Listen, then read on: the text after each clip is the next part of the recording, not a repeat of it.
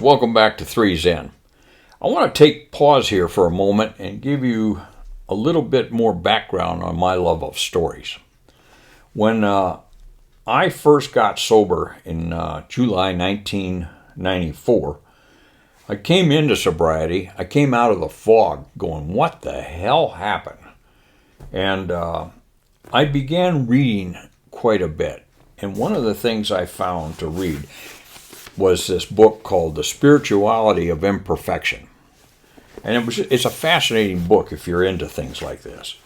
But what was even more fascinating was the fact when I'd finished one book, I was naturally led to another book. And it was just a great journey. It still continues. At any rate, this book talks about story and how we learn from story and what story means to us. So I'm going to start a playlist of these stories and what they mean to me, and you can take from it as you choose.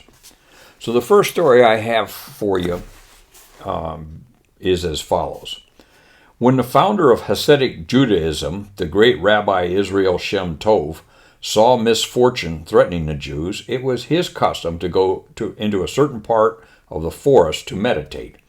There he would light a fire, say a special prayer, and a miracle would be accomplished and the misfortune averted. Later, when his disciple, the celebrated Maggid of Mertish, had occasion for the same reason to intercede with heaven, he would go to the same place in the forest and say, Master of the universe, listen, I do not know how to light the fire, but I'm still able to say the prayer. And again, the miracle would be accomplished.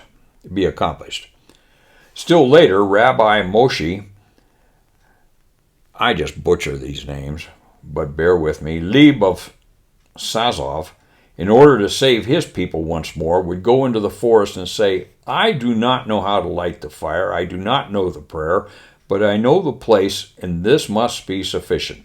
It was sufficient, and the miracle was accomplished. Then it fell to Rabbi Israel of Rasheen to overcome misfortune. Sitting in his armchair, his head in his hands, he spoke to God.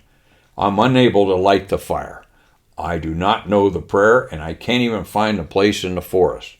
All I can do is tell the story, and this must be sufficient. And it was sufficient. For God made man because he loves stories.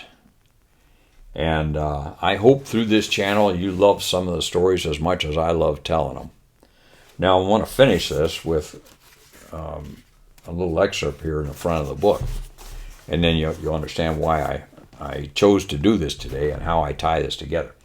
A disciple once complained, You tell us the stories, but you do not reveal their meaning to us.